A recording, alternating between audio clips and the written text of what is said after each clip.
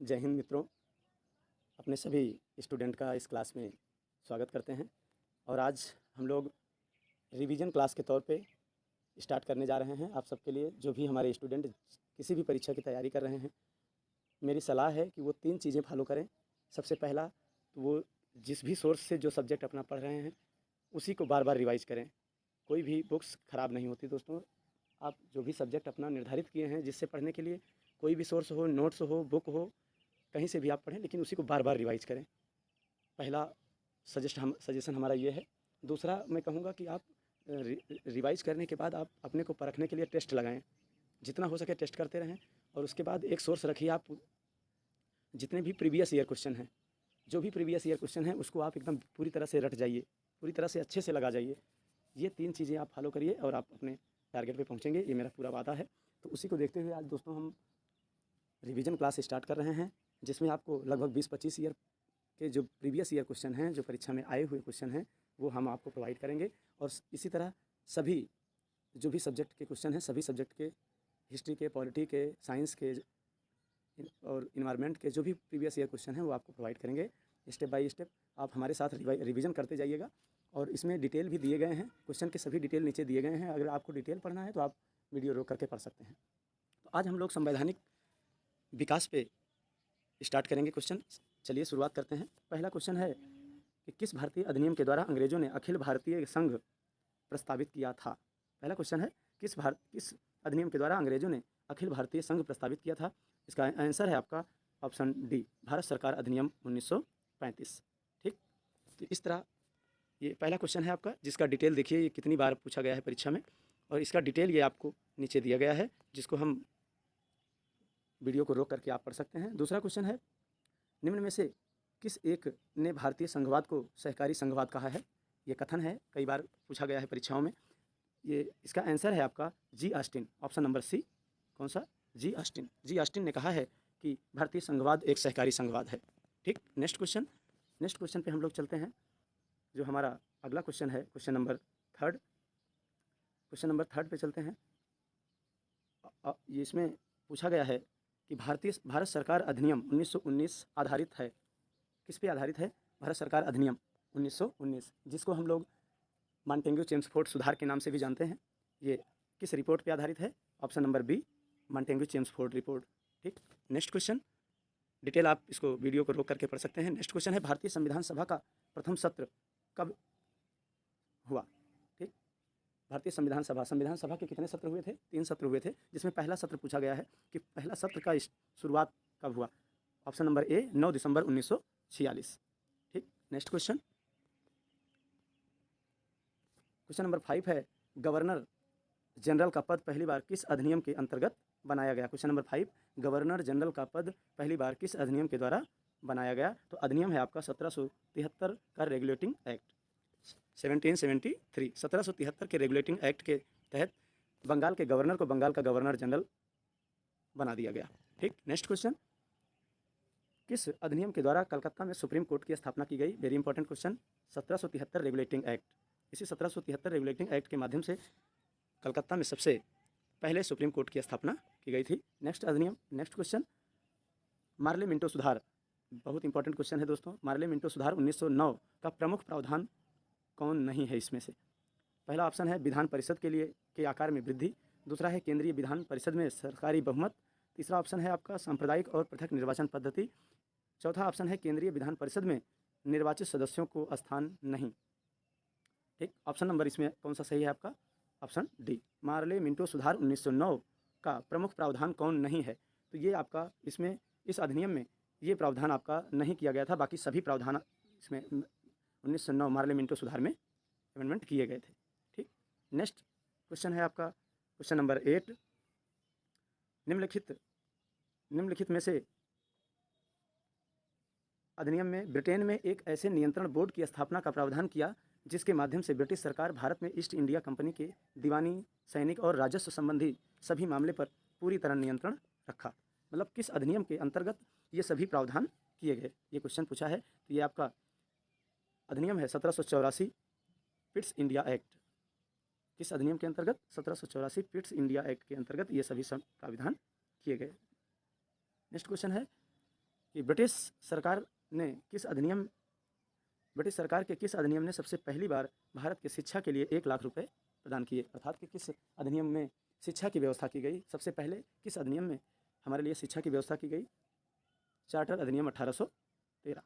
किस अधिनियम में? चार्टर अधिनियम 1813। क्वेश्चन नंबर 10, निम्नलिखित अधिनियमों में से किस अधिनियम के द्वारा गवर्नर जनरल की परिषद में एक विधि सदस्य की अभिवृद्धि हुई? मतलब एक विधि सदस्य को जोड़ा गया किस अधिनियम के द्वारा? चार्टर एक्ट 1833 चार्टर एक्ट के माध्यम से एक विधि सदस्य को बढ़ाया गया, जो कानूनी सदस्य हैं उनको जोड़ा गया। अगला क्वेश्चन है आपका कि कंपनी के व्यापारिक और राजनीतिक कार्यों को किस एक्ट के द्वारा अलग कर दिया गया?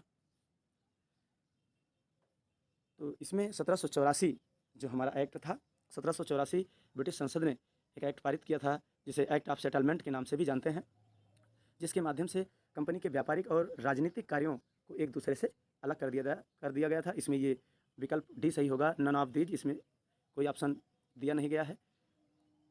नेक्स्ट क्वेश्चन हम आपको देखते हैं, क्वेश्चन नंबर 12।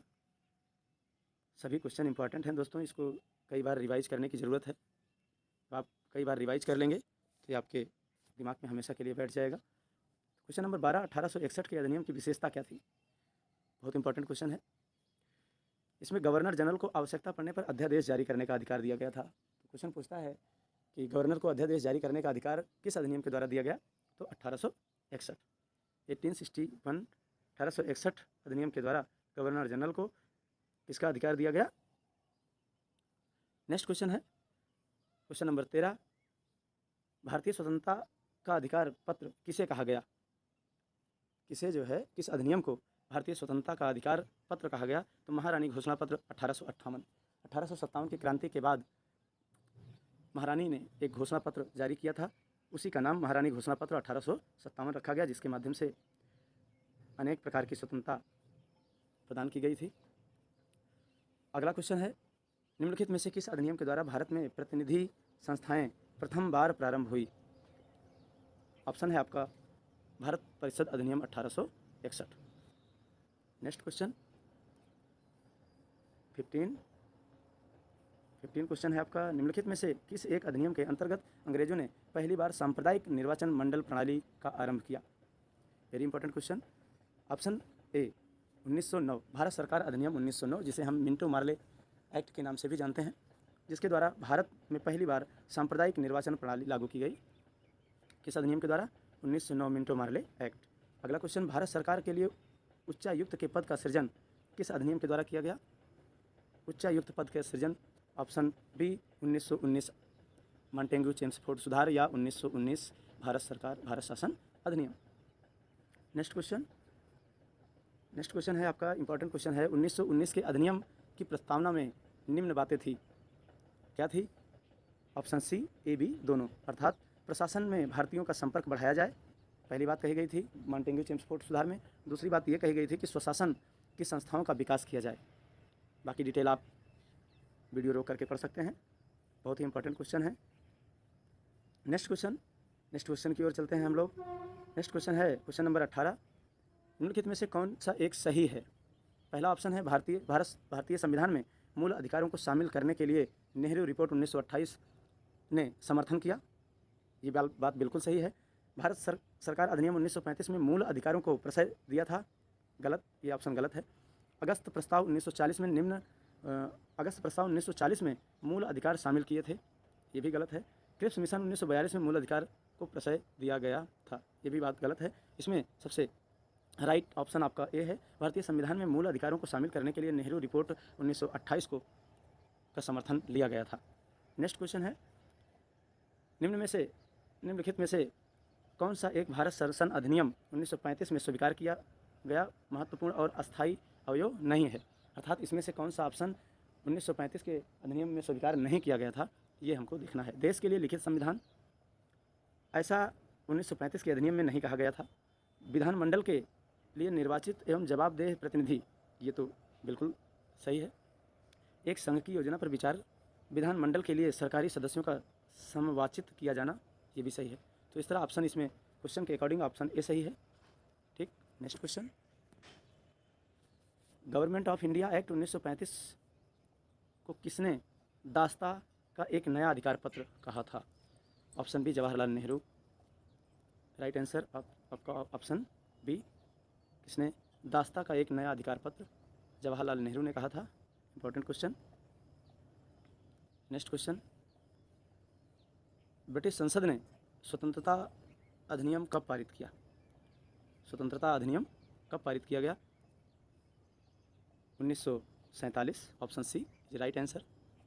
नेक्स्ट क्वेश्चन, इस तरह हम लोग 22 क्वेश्चन पे आ गए हैं। नेक्स्ट क्वेश्चन, पंडित जवाहरलाल नेहरू ने के नेतृत्व में अंतरिम सरकार का गठन कब हुआ? बहुत इंपॉर्टेंट क्वेश्चन है। पंडित जवाहरलाल नेहरू के नेतृत्व में अंतरिम सरकार का गठन सितंबर 1946। Option B. Option B is right answer. दोस्तों, इस तरह आज हम लोग इस क्लास में 22 क्वेश्चन भारतीय संवैधानिक विकास से किया गया है। अब इसके आगे हम लोग कंटिन्यू करेंगे नेक्स्ट क्लास में। इसी तरह हम आपको प्रत्येक दिन सभी सब्जेक्ट की क्लास प्रोवाइड करते रहेंगे। बस मैं एक रिक्वेस्ट करूंगा कि आप मेरा साथ देते रहें और चैनल को थोड़ा सा आप लोग प्रमोट करते रहें, जिससे हमको मोटिवेशन मिलता रहे। बस इसी के साथ मैं अपनी इस क्लास को समाप्त करता हूँ। जय हिंद।